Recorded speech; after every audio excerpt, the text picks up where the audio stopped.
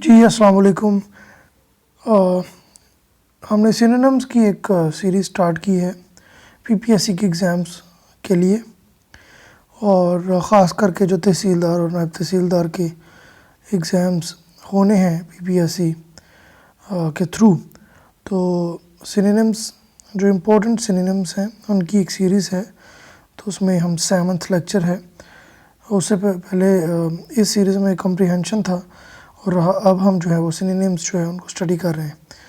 तो इस सीरीज़ का ये 7th लेक्चर है। तो हम स्टार्ट करते हैं। सबसे पहला वर्ड जो लिखा है जी, question number 1, this is affluent. तो एफ्लुएंट जो है वो अमीरी से रिलेटेड लफ्ज़ है। जैसे हम एक सोशियोलॉजी में 2 टर्म्स पढ़ते हैं, disease of poor and disease of affluent. So अमीरों की बीमारियां और गरीबों की बीमारियां, यानी कि वो मुख्तलिफ होती हैं। सो इधर क्या बात हो रही है, इधर पूछा जा रहा है कि इसका सिनोनिम क्या हो सकता है, इसका मुतबादिल लफ्ज़ क्या हो सकता है। So A is the right answer. Affluent का जो सिनोनिम है दैट्स प्रॉस्पेरस। ओके जी, अगला जो हमारा क्वेश्चन है आज का, उसको पढ़ते हैं। लिम्प, LIMP, लिम्प, उसका क्या मतलब होता है जी? तो लिम्प का जो मतलब होता है वो ऐसे है कि अगर किसी की टांग जो है वो डैमेज्ड हो, तो वो लंगड़ा के जो चलते हैं, जो प्रॉपरली नहीं चल पाते, तो उसको हम कहते हैं लिम्प। लिम्प। तो इसका जो राइट सिनोनिम है that is C is the right answer, falter. Falter भी उसका भी मतलब वही बनता है जी। Question number 3, infrequent. Question number 3, इसका सिनोनिम क्या हो सकता है क्वेश्चन नंबर 3 का? So D is right answer, sometimes. Infrequent जो फ्रीक्वेंटली नहीं हो रहा, कभी कभार होता है। सो इट्स समटाइम्स, यानी कभी कभी होता है, बट फ्रीक्वेंट नहीं है। फ्रीक्वेंसी इसकी जो है वो लगातार नहीं है, लेकिन होता है sometimes. So massacre. Question number 4, massacre, कत्लेआम इसका मतलब है। तो इसका जो right answer it's B, slaughter. तो जब अब ज़्यादा लोगों का कत्ल करते हैं, जैसे एक इंसिडेंट है ब्रिटिश दौर में, ब्रिटिश राज में एक इंसिडेंट था जलियांवाला बाग का, तो उसको जलियांवाला बाग मैसेकर बोला जाता है। एंड दैट वाज वो एक कत्लेआम था जहाँ पे जनरल डायर ने बहुत सारे लोगों को वहाँ पे कैद, एक किस्म का बाउंड करके उनको मार दिया था। सो स्लाटर भी जो है वो बहुत ज़्यादा लोगों को एक साथ मार देना, उससे मिलता जुलता है। बट मर्डर और असैसिनेट जो है वो ज़्यादातर होता है कि किसी एक बंदे को मारना। सो जो मैसेकर है, इसका जो सिनोनिम है, द बेस्ट सिनोनिम वो स्लाटर हो सकता है। सो हम बी जो आंसर है उसको हम चूज़ करेंगे जी। अगला क्वेश्चन, तो बेलिटल। तो बेलिटल का मतलब क्या हो सकता है जी? सो क्वेश्चन नंबर 5 का C is the right answer, disparage.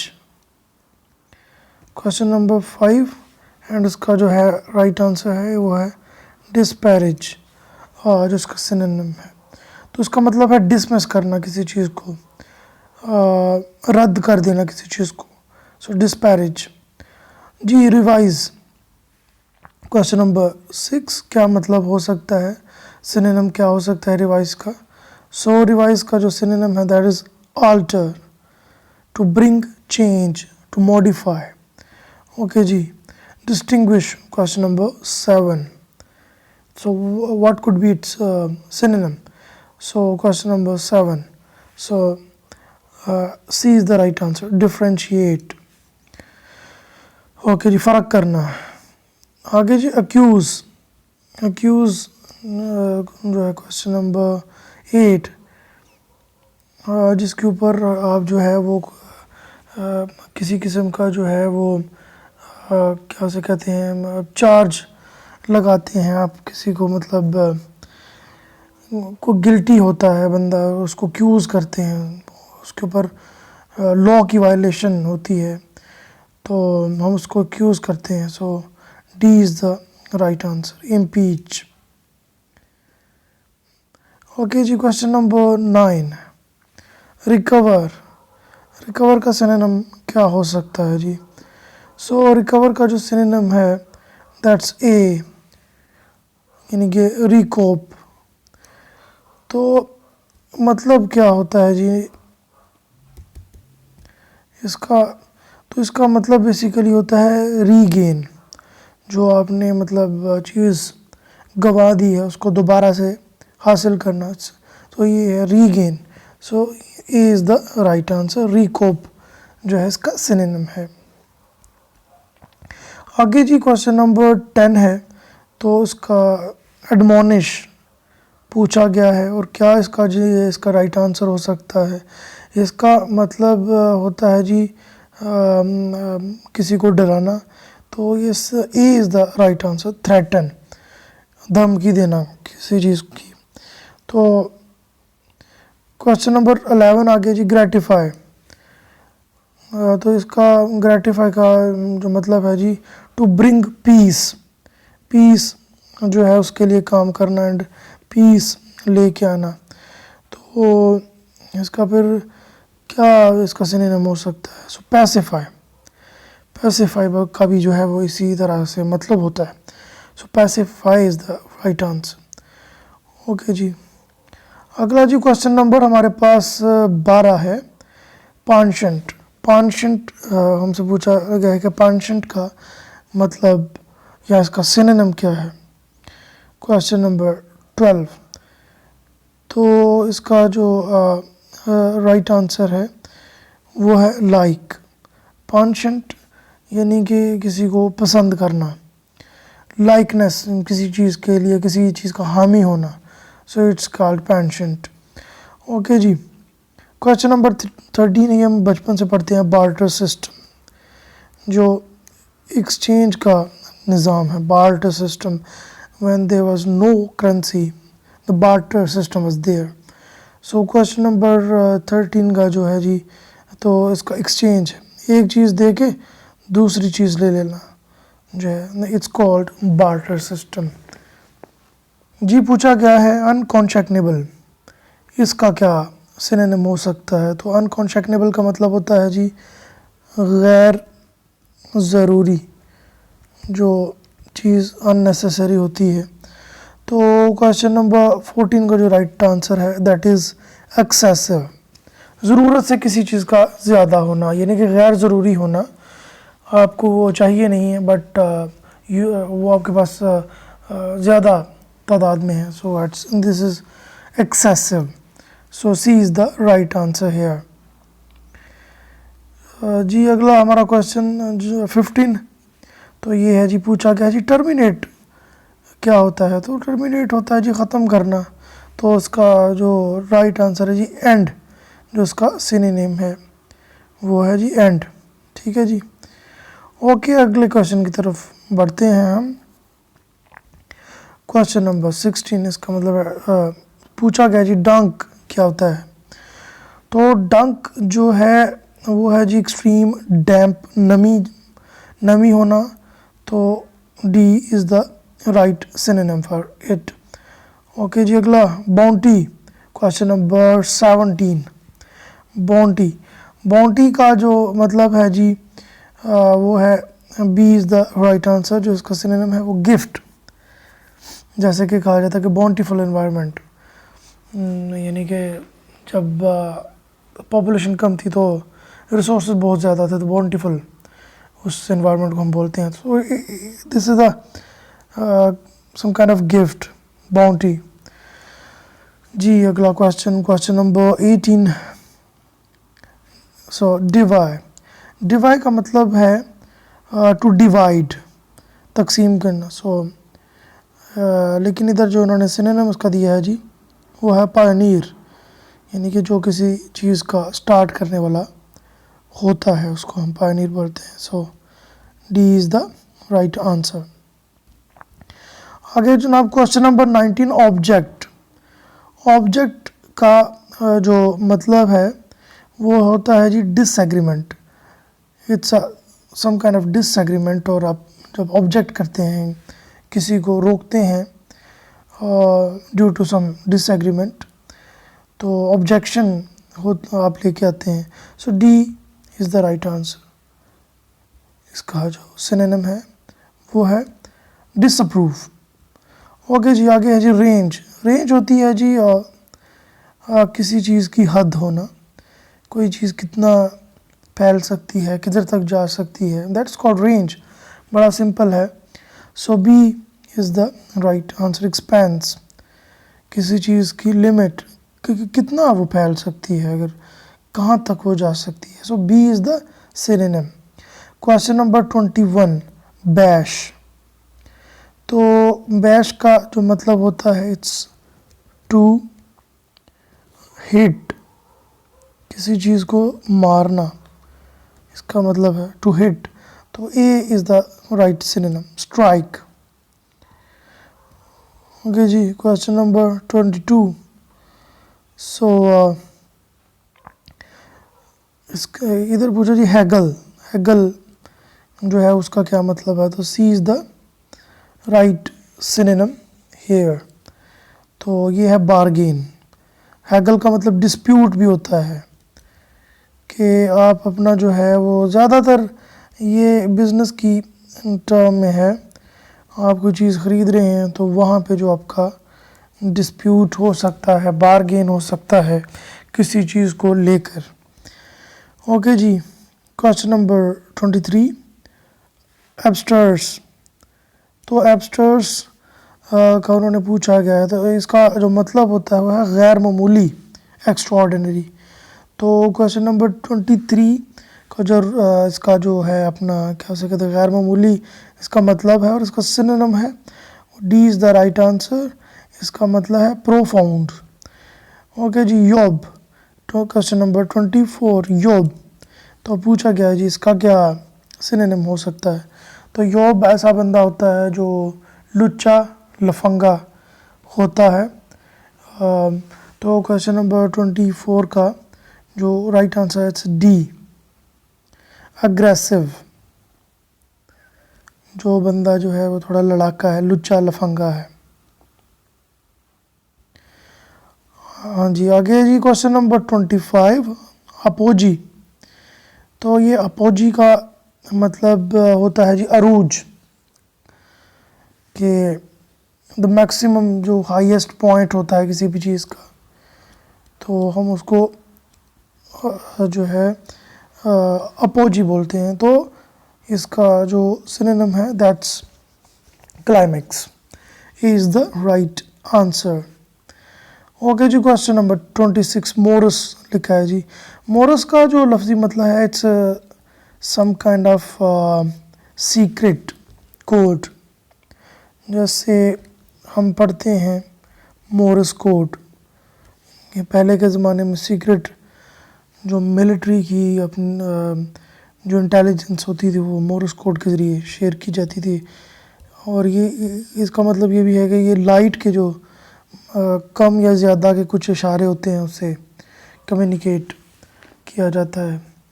सो इसका जो क्वेश्चन नंबर 26 का जो सिनोनिम है it's a is the right answer, gloomy.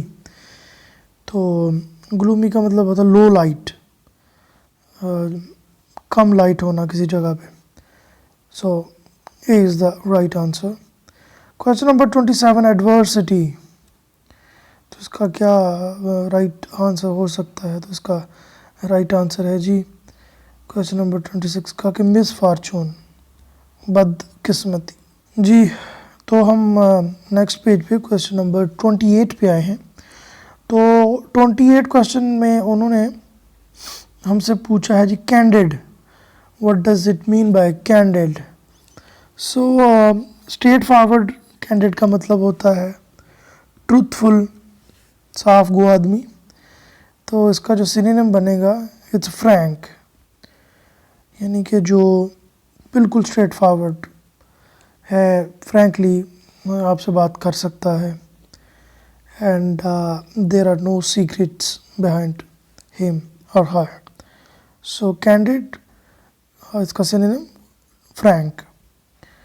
O ji okay जी अगला जो क्वेश्चन है 29 ephemeral.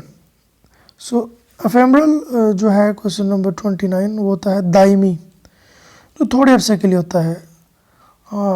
It is for short run not for long run. तो इसका जो सही आंसर है वो है जी शॉर्ट लिविंग. ये तो उन्होंने मतलब ही बता दिया है, तो ये इसका यही मतलब है. So C is the right answer. आगे जी क्वेश्चन नंबर 30 स्टबर्न. तो क्वेश्चन नंबर 30 है स्टबर्न. स्टबर्न होता है जी ढीठ, सख्त, ज़िद्दी एटीट्यूड या बंदा जो है उसको हम बोलते हैं. सो इसका जो राइट आंसर है इट्स ऑब्स्टिनेट. ये आपने याद रखना है. जो स्टबर्न है उसका जो सिनोनिम है इट्स कॉल्ड ऑब्स्टिनेट. तो इसको चाहे क्रैम कर लें, हो सकता है ये एज इट इज़ क्वेश्चन जो है वो रिपीट हो जाए आपके पीपीएससी के एग्ज़ाम में. तो इनको याद किया होगा तो आपको फ़ायदा होगा. फ़ौरन आप जो है उसका जवाब आप जो है वो दे सकेंगे. प्रोग्नोसिस क्वेश्चन नंबर 31 में पूछा गया जी प्रोग्नोसिस क्या है. तो question number 31 C is the right answer. Forecast यानी प्रिडिक्शन करना, और प्रोग्नोसिस का जो लफ्ज़ी मतलब होता है वो तशख़ीस करना भी होता है. सो फोरकास्ट भी उसी तरह से है कि किसी चीज़ की प्रिडिक्शन करना, बताना कि कैसी हो सकती है. So C is the right answer question number 31 का. जी अगला हमारा question number 32 engender. Question number 32. तो एंड जेंडर का मतलब होता है कि किसी चीज़ का काज बनना, वजह बनना. सो काज. तो इसका क्या राइट आंसर हो सकता है जी question number 32. So D is the right answer. Beget. So beget का मतलब ये है किसी चीज़ की वजह बनना, काज बनना. ओके जी ग्लिब. Question number 33 glib. तो ग्लिब होता है जी तेज़ तराज, चलाक. तो इधर है जी स्मूथ. स्मूथ है जो बिल्कुल स्ट्रेट है, जहाँ पे आपको कोई किसी किस्म की प्रॉब्लम नहीं आ रही. सो आप स्मार्ट कह सकते हैं. ग्लिब का मतलब और स्मूथ भी smart. So smooth is synonym for glib. Okay जी अगला क्वेश्चन नंबर 34. क्वेश्चन नंबर 34 में पूछा है टैकिटोरेनिटी. टैकिटोरेनिटी का जो है सिनोनिम वो कौन सा हो सकता है. तो टैकिटोरेनिटी होती है जी कम गोई, कम बोलना, चुप रहना, ज़्यादा अपने सीक्रेट्स रिवील नहीं करना. So A is the right answer. वो जो कहते हैं कि जी वो बंदा जो है वो रिज़र्व है. तो रिज़र्व बिहेवियर होना किसी बंदे का, रिज़र्व्ड रहना. सो ये इसका सिनोनिम है. क्वेश्चन नंबर 34 का A is the right answer. Okay जी question number 35 apparel. So question number 35 का जो है ये क्लॉथिंग से रिलेटेड है, कपड़ों से related apparel. So it's very simple जी. Question number 36 doleful. Question number 36. तो D is the right answer. Mournful यानी कि ऐसी सिचुएशन, गमगीन सिचुएशन जो है उसको हम डॉलीफुल बोलते हैं. एंड इसका सिनोनिम मोर्नफुल है. ओके जी आपका अगला हमारा जो क्वेश्चन है जी क्वेश्चन नंबर 37. तो ये एफ एस. तो इसका जो राइट आंसर है वो है ए is the right answer. Question number 37 का ये राइट आंसर है. टू वाइप आउट, अरेज करना, किसी को चीज़ को मिटा देना, एफ एस. ओके जी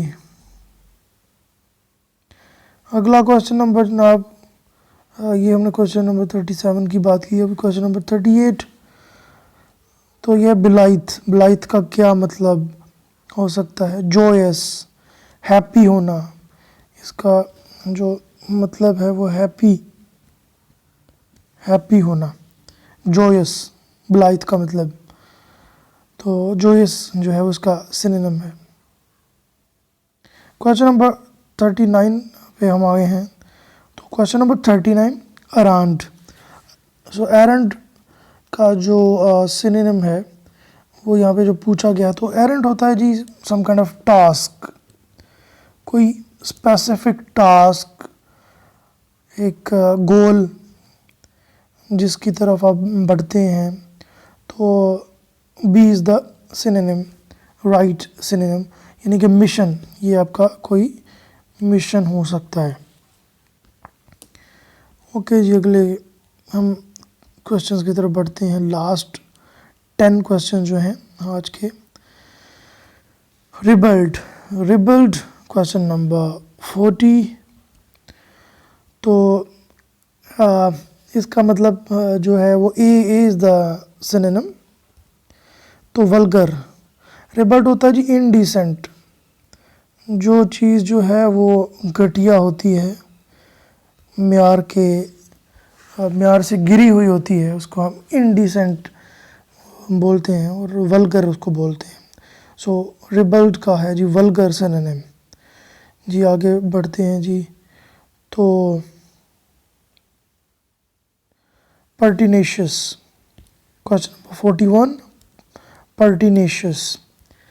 तो क्वेश्चन नंबर 41 का जो सिनोनिम है इट्स डिटरमिन्ड, जब आपका इरादा पक्का होता है। तो पर्टिनेशियस का जो लफ्ज़ी मतलब होता है वो ज़िद्दी, किसी चीज़ के लिए बस ज़िद होना।